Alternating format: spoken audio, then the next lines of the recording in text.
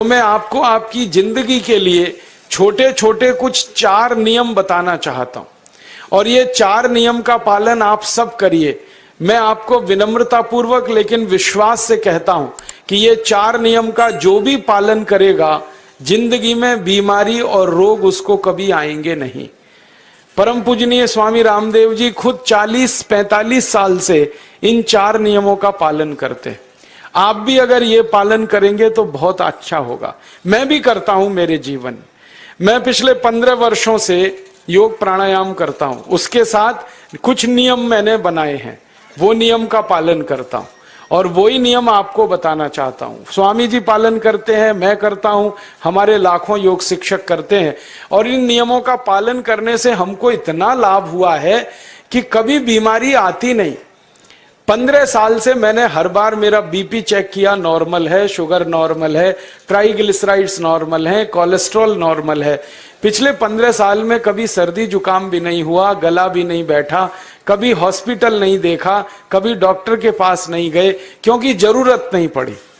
और वो जरूरत नहीं पड़ी क्योंकि हम निरोगी हैं, स्वस्थ हैं। ये निरोगी और स्वस्थ होने के लिए आयुर्वेद की एक छोटी सी जानकारी आपसे मैं शेयर करना चाहता हूं। आयुर्वेद में यह कहा गया है कि किसी भी व्यक्ति को निरोगी होना है, रोग मुक्त होना है, तो अपने जीवन में 3 बातों का ध्यान रखे। अपना वात, पित्त और कफ, तीनों का संतुलन रखे। वो 3 तरह के दोष हैं हमारे शरीर में, वात, पित्त, कफ। आपने सुना होगा ये त्रिदोष आधारित शरीर है। जब वात बहुत बिगड़ जाता है तो 80 से ज्यादा रोग आते हैं।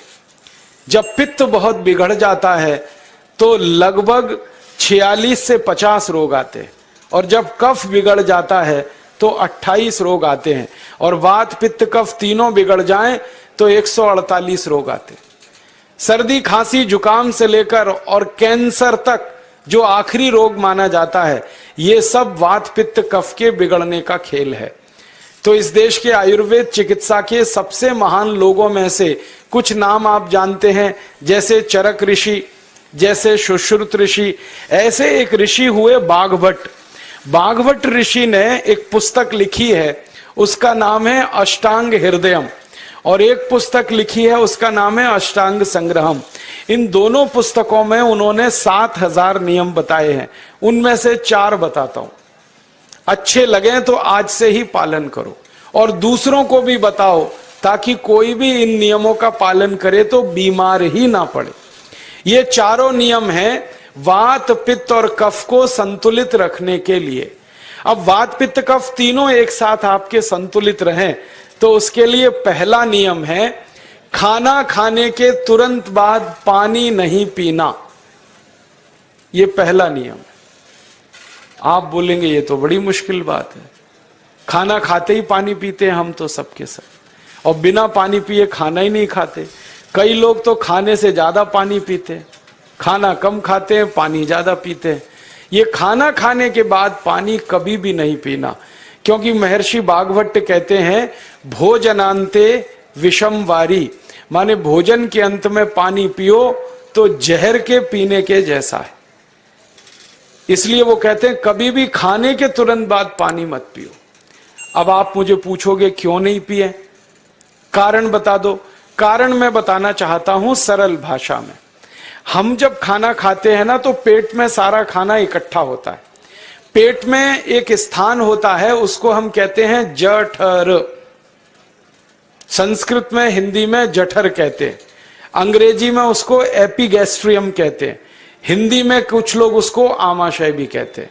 ये जठर छोटा सा स्थान है। आपके पेट में नाभि है ना, उसके लेफ्ट साइड में बाईं तरफ छोटा सा स्थान है। सारा खाना आपका इसी स्थान पर आता है। जो भी आप खाते हो, रोटी, चावल, दाल, सब्जी, दूध, दही, कुछ भी खाओ, सब कुछ जठर में आता है। अब जठर में जैसे ही खाना इकट्ठा होता है तो उसमें आग जलती है, और उस आग को कहते हैं जठर अग्नि। मिला के बोल देते हैं जठराग्नि।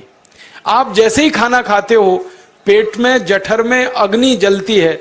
वो अग्नि खाने को पचाती है, और अग्नि खाने को ऐसे ही पचाती है जैसे रसोई घर की अग्नि खाने को पकाती है। आपके रसोई घर में आप अग्नि जलाओ, उसके ऊपर दूध रख दो, दूध में थोड़ा चावल डाल दो, अग्नि जब तक जलती रहेगी खीर तब तक बनती रहेगी। आप घर में अग्नि जलाओ, उसके ऊपर पानी रख दो, उसमें दाल डाल दो, दाल की पकने की क्रिया तब तक चलेगी जब तक अग्नि जलेगी। ऐसे ही पेट में होता है, जैसे ही आपने खाना खाया पेट में अग्नि जलती है, और जब तक अग्नि जलती है तो खाने के पचने की क्रिया चलती है। जैसे रसोई घर में खाना पकाते हैं वैसे ही पेट में भी खाना पकता है, इसी को हम पचने की क्रिया कहते हैं, अंग्रेजी में उसको डाइजेशन कह देते हैं। तो आपने खाना खाया, पेट में अग्नि जल गई, अब वो खाने को हजम करेगी, पचाएगी। अब मुझे एक प्रश्न का उत्तर दो आप, कि जैसे ही आपने खाना खाया पेट में अग्नि जल गई और वो खाने को पचा रही है, तुरंत आपने गट गट गट गट पानी पी लिया और खूब ठंडा पानी पी लिया, बर्फ मिलाया हुआ पानी पी लिया, फ्रिज का पानी पी लिया। क्या होने वाला है? अग्नि जलेगी कि बुझेगी? अग्नि के ऊपर पानी डालो तो अग्नि और पानी की दोस्ती नहीं है, दुश्मनी है। पानी अग्नि को बुझा देता है।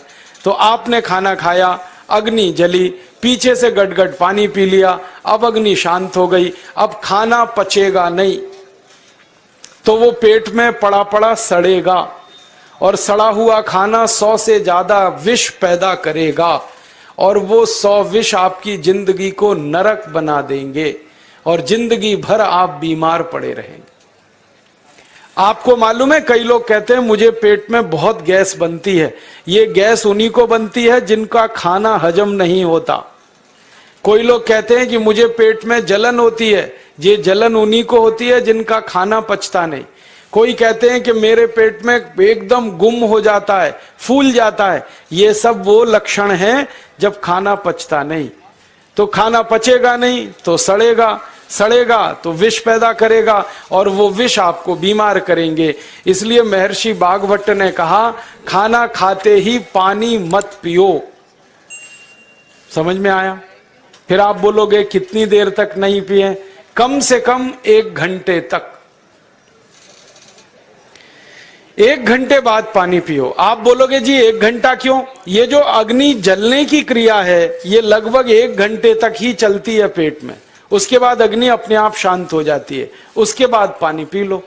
तो खाना अगर 10 बजे खाया तो 11 बजे पानी पियो, 11 बजे खाया तो 12 बजे पियो, 12 बजे खाया तो 1 बजे पियो, 1 घंटे बाद पानी पियो। अब आपके मन में यह सवाल आ सकता है कि खाना खाने के पहले पी लें क्या? हाँ पी लो, 40 मिनट पहले पेट भर के पानी पी लो। 10 बजे खाना खाना है, 9:20 पे खूब पानी पी लो, जितना पी सकते हो। 11 बजे खाना खाना है, 10:20 पे पी लो, खूब पानी पी लो, 40 मिनट पहले। आप और एक सवाल पूछ सकते हो कि अच्छा ठीक है, खाने के बाद पानी तो नहीं पिएंगे, कुछ और पी सकते हैं क्या पानी को छोड़कर? तो उसके लिए भागवत जी कहते हैं कि खाने के तुरंत बाद अगर पीना है तो दही की लस्सी पियो, मट्ठा। खाने के बाद अगर तुरंत पीना है तो फलों का रस पियो, गन्ने का रस पी लो, संतरे का रस पी लो, मौसमी का रस पी लो, अनार का रस पी लो। अब आप कहोगे ये सब महंगी महंगी चीजें बता रहे हैं, गन्ने का रस, संतरे का रस, अनार का रस, पैसे तो है नहीं। तो सबसे सस्ता रस है नींबू का ही रस पी लो, शिकंजी बना के पी लो, वो तो सबसे सस्ता है। तो खाना खाने के बाद या तो दही की लस्सी पियो या रस पियो। और एक तीसरी चीज है, दूध पी सकते। तो खाने के तुरंत बाद पीना है तो दही की लस्सी या मट्ठा, खाने के तुरंत बाद पीना है तो कोई फल का रस, खाने के तुरंत बाद पीना है तो दूध। पानी 1 घंटे बाद पियो। और अगर एक बात ध्यान रखो तो अच्छा है कि सवेरे खाना खाते हैं जिसको हम ब्रेकफास्ट कहते हैं, नाश्ता, तो फलों का रस पीना अच्छा, दोपहर को खाना खाएं तो लस्सी और मट्ठा पीना अच्छा, और रात का खाना खाएं तो दूध पीना अच्छा। जो लोग इस नियम का पालन कर सकते हैं जिंदगी में कभी भी 80 रोग उनको नहीं हो सकते। वात पित्त कफ तीनों ही इस एक छोटे से नियम से संतुलित रहते हैं। तो ये पहला नियम मैंने आपसे कहा।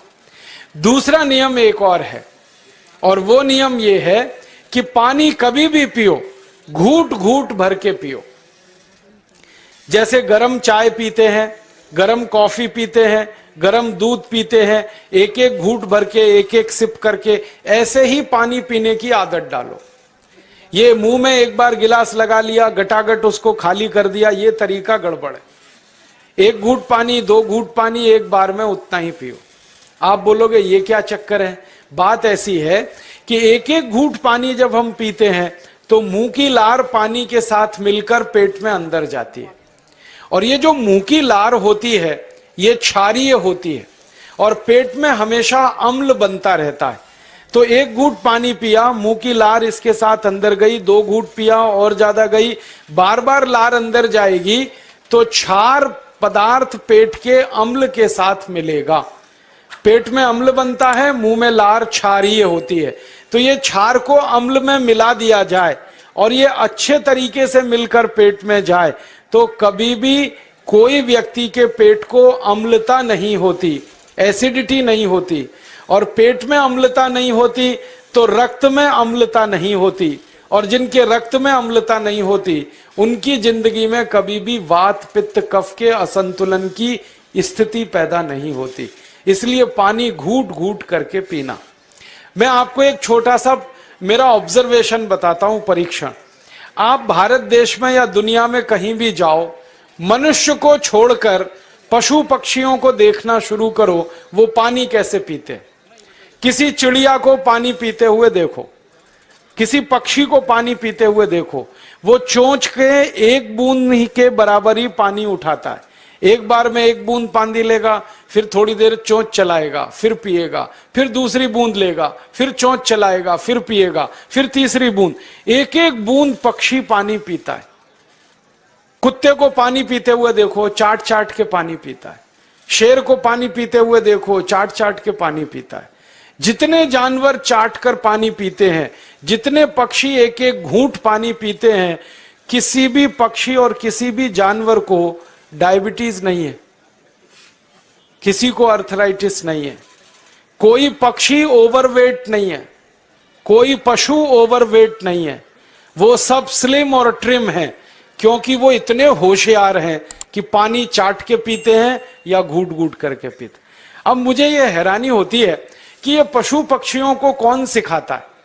वो अपने जन्म से ये ज्ञान सीख के आते। उनका कोई गुरु नहीं है, उनका कोई विद्यालय नहीं है, उनके कोई प्रशिक्षण शिविर नहीं लगते, फिर भी उनको इतनी अकल है कि पानी घूट घूट पीना। और हम ये मनुष्य जिनके इतने गुरु, इतने विद्यालय, इतने कॉलेज, सीखने वाले, सिखाने वाले, और हम मूर्खों के मूर्ख गटागट गटागट पानी पीते रहते। तो पानी पीने का तरीका बदल दो, घूट घूट भर के पानी पियो। ये दूसरा नियम है। तीसरा नियम है कि जिंदगी में कितनी भी प्यास लगे, ठंडा पानी कभी मत पियो। बर्फ डाला हुआ पानी, फ्रिज में रखा हुआ पानी, वाटर कूलर का पानी जिसका तापमान बहुत कम है, ये कभी मत पीना। क्यों? क्योंकि शरीर आपका गर्म है और पानी ठंडा है। अब होता क्या है वो मैं समझाता हूं सरल भाषा में। पेट तो गर्म है, अब इसमें ठंडा पानी डाल दिया आपने, तो अंदर झगड़ा होता है। और झगड़ा क्या होता है? या तो पानी पेट को ठंडा करेगा या पेट पानी को गर्म करेगा। अगर पानी ने पेट को ठंडा कर दिया तो पेट के ठंडा होते ही हृदय ठंडा होता है, हृदय के ठंडा होते ही मस्तिष्क ठंडा होता है, मस्तिष्क के ठंडा होते ही आदमी ठंडा होता है, और आदमी ठंडा होते ही राम नाम सत्य होती है। आपको मालूम है, जब शरीर ठंडा पड़ जाता है तो घर में भी नहीं रखते, निकाल के बाहर सड़क पे रख देते। जो घर आपने बनाया अपनी मेहनत से, शरीर के ठंडा पड़ते ही निकाल बाहर करते हैं उस घर में से, और फिर चिल्लाने लगते हैं, लेके जाओ, जल्दी लेके जाओ, इसको जला के आओ। माने ठंडे शरीर की इज्जत नहीं है। तो ठंडा पानी क्यों पी रहे हो भाई? बंद कर दो। कोई जानवर ठंडा पानी नहीं पीता, कोई पक्षी नहीं पीता। तो आप ये ठंडा पानी पीना बंद करो, सादा पानी पीना शुरू करो। और गर्मी के दिनों में बहुत अगर आपको तकलीफ है तो मिट्टी के घड़े का पानी पी लेना, फ्रिज का और बर्फ का नहीं पीना। ये तीसरा नियम है। और चौथा और आखिरी नियम है कि आप सवेरे ही सवेरे जब सोकर उठते हो तो सबसे पहले पानी पियो। जैसे ही आपकी आंख खुल गई तो पहले 2-3 गिलास पानी पी लो, उसके बाद आप टॉयलेट में जाओ। उठते ही पानी पियोगे तो 2 फायदे हैं। पहला फायदा यह है कि पानी पेट में जाकर बड़ी आंत को साफ करता है, और जैसे ही बड़ी आंत की सफाई होगी पेट पे दबाव पड़ेगा और आप संडास घर में जाएंगे, 2-3 मिनट में पेट आपका साफ हो जाएगा। जिनका पेट सुबह एक बार में साफ हो जाता है उनकी जिंदगी में कभी रोग नहीं आता। इसलिए सुबह सुबह उठते ही पेट साफ होना जरूरी है। और उठते ही पानी पियोगे तो मुंह की जो लार है वो पानी के साथ मिलकर अंदर जाएगी। सुबह पेट में एसिड की मात्रा ज्यादा होती है, इसलिए लार का पेट में जाना बहुत जरूरी है। इसलिए सुबह उठते ही पानी पीना बहुत जरूरी है। ये 4 नियम हैं आयुर्वेद के। पहला नियम, खाना खाने के 1 घंटे बाद पानी पीना। दूसरा नियम, पानी को हमेशा घूट घूट भर के पीना। तीसरा नियम, कभी भी जिंदगी में ठंडा पानी नहीं पीना। और चौथा और आखिरी नियम, सवेरे उठते ही सबसे पहले पानी पीना। 4 नियमों का पालन जो भी अपने जीवन में कर सकता है वो वात पित्त कफ तीनों को संतुलित रख सकता है। और जिसका वात पित्त कफ संतुलित है उसके जीवन में बीमारी नहीं आती है, और जो बीमार नहीं पड़ते हैं वो स्वस्थ और तंदुरुस्त और सुखी रहते हैं।